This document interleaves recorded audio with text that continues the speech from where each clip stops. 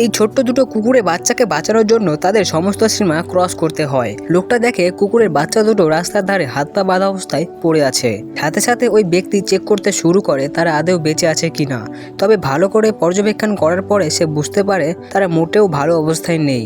বুঝতে পারে যে তাদের কাছে বেশি সময়ও নেই, তাই তাড়াতাড়ি সে কুকুরের বাচ্চাগুলোকে সেবা যত্ন করতে শুরু করে। তারা একটা কুকুরের বাচ্চার মুখে অল্প অল্প জল দেয় এবং ক্রমাগতভাবে তার গায়ে হাত বোলাতে শুরু করে। তবে তারপরেই এই ঘটনা ঘটে।